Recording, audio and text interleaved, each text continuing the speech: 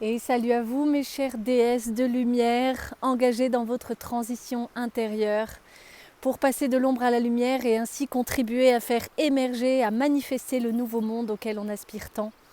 Bienvenue dans cette nouvelle vidéo ici Gentiane de Transition TV, des programmes pour inspirer, booster et accompagner, faciliter ta transition de vie pour que tu puisses vraiment faire jaillir ta lumière et éclairer les autres pour avancer vers ce nouveau monde ensemble. Je suis ravie de te partager cette vidéo. J'ai un message assez fort à te transmettre et à te partager.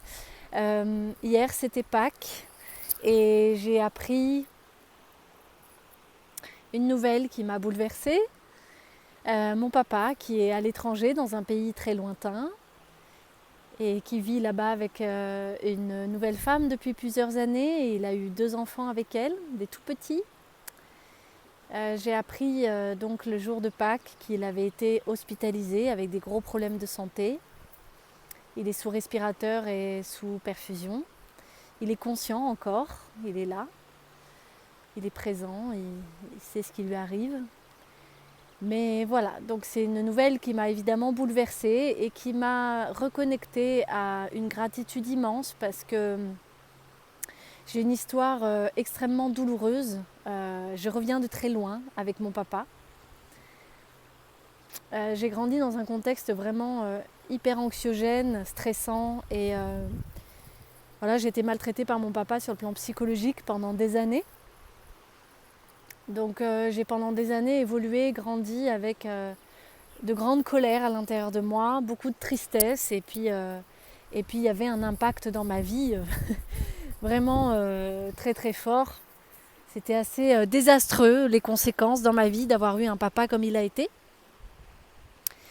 Et en fait, j'ai cheminé et il y a 3 ans, j'ai pu découvrir une méthode, une technique, une approche et des outils qui m'ont permis de faire un chemin de paix vis-à-vis de mon papa, puis vis-à-vis de plein d'autres choses dans ma vie. Vis-à-vis de l'homme en général, parce que voilà, mon rapport à l'homme, au masculin, a été très malmené dans ma vie par rapport à mes différentes expériences. Donc, j'ai vraiment réussi à cheminer et je me rends compte aujourd'hui que voilà, j'avais coupé les ponts pendant 20 ans avec mon papa. Il y a 10 ans, enfin un peu plus que ça maintenant, il y a 13 ans, j'avais revu mon papa autour de la mort de mon frère, mais je n'avais fait que le croiser au moment de la cérémonie de mon frère qui est décédé, mon frère aîné. Et on a une lourde histoire de famille où tous les membres de la famille ont été très très impactés et marqués par d'où on vient et ce qui s'est passé pour nous. Et donc pendant 20 ans, j'ai coupé les ponts avec mon papa et en fait, grâce à ces outils, cette méthode où j'ai pu vraiment emprunter un chemin de paix, j'ai réussi à passer vraiment de l'ombre à la lumière dans ma relation avec mon papa. Et j'avais d'immenses attentes de sa part et beaucoup de colère et de tristesse parce que je n'obtenais pas ce que j'attendais de lui. J'avais besoin d'amour, j'avais besoin de reconnaissance, j'avais besoin d'une présence, j'avais besoin qu'il s'intéresse à moi, j'avais besoin qui me soutiennent, j'avais besoin qu'ils m'encouragent, j'avais besoin qu'ils me fassent confiance, j'avais besoin qu'ils s'intéressent à ce que je vis et qu'ils soient présents dans différentes étapes de ma vie et puis pas du tout. Et du coup, je me rends compte que ce chemin de paix m'a permis, il y a 1 an et demi, quand il a sollicité de nous revoir ses différents enfants, il avait encore 3 enfants en France. Il a encore 3 enfants en France, donc il y en a un qui est décédé, mais il y en a 3 autres, donc j'ai mon petit frère et une demi-sœur. Et il nous a sollicité pour se retrouver. On s'est tous rassemblés autour de lui. Et il y a 1 an et demi, et je me souviens encore le trac que j'avais.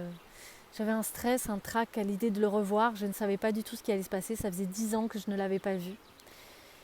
Et finalement, les choses se sont bien passées. On s'est vu plusieurs fois, on s'est beaucoup parlé, on a échangé. On a pu dire qu'on se pardonnait, qu'on s'aimait. Et on a pu passer des temps et quelque chose qui a été exceptionnel pour moi quand je l'ai retrouvé, c'est quand je l'ai revu, j'ai senti dans mon cœur que j'avais atteint un niveau d'amour et une paix durable, sincère, profond, vraiment installé en moi. Et ça, c'était quelque chose d'hyper hyper puissant à ressentir parce que du coup, j'ai pu être avec lui, à ses côtés, sans rancœur, sans colère, sans tristesse. À être dans l'ouverture, à accueillir qui il était. Il y avait des éléments qui n'avaient pas beaucoup changé, qui étaient toujours là en lui, que je n'aimais pas avant, et puis que là j'ai pu accueillir avec beaucoup de distance, beaucoup de paix. Vraiment une paix intérieure, un amour pour lui. Je lui souhaite vraiment le meilleur, je lui souhaitais à nouveau le meilleur, et ça c'était quelque chose d'assez exceptionnel à ressentir, à vivre. De vibrer ça en présence de mon papa, c'était un beau cadeau qu'on s'est offert là. Et mon papa commençait déjà à avoir des soucis de santé, hein. Il n'était pas très en forme quand je l'ai revu il y a 1 an et demi, puis là ça s'est beaucoup dégradé pendant 1 an et demi, et là il est hospitalisé. Je sais pas ce que ça va devenir, j'ai pas trop de nouvelles pour l'instant. J'ai demandé à ma belle-mère, du coup à sa compagne, de me donner des nouvelles, mais bon, comme c'est un pays lointain, bon, les appels téléphoniques c'est pas forcément leur réflexe là-bas non plus, donc je vais voir, j'espère que j'aurai des nouvelles bientôt. En tout cas, depuis hier, je suis donc très connectée à lui, très connectée à cette histoire qu'on a vécue, et dans une gratitude profonde d'avoir emprunté ce chemin de paix de son vivant, d'avoir pu ressentir ça, et d'avoir échangé avec lui des mots d'amour en fait, et de se dire que finalement ça allait bien, que les choses avaient été difficiles, douloureuses, certes, compliquées, pas du tout comme on aurait voulu, mais finalement on a de quoi faire avec des relations comme ça, même si elles sont très dures. Il y a quand même une lumière, une flamme à l'intérieur de nous qui est toujours là, qui ne s'éteint jamais, peu importe ce qui se passe. Et finalement, je réalise que c'est à nous d'entretenir cette flamme d'amour, en fait, cette lumière à l'intérieur de nous qui est là, toujours là, qui est indestructible. Aujourd'hui, j'en ai la conviction. Et c'est à nous de l'entretenir, cette flamme d'amour, cette lumière. Donc mes chères déesses de lumière, pour passer de l'ombre à la lumière dans vos relations avec vos parents notamment, n'hésitez pas à entretenir à l'intérieur de vous ces élans. Si vous avez besoin de distance, de silence, de rupture avec vos parents, acceptez ça, accueillez ça, affirmez-le. C'est hyper important de s'écouter.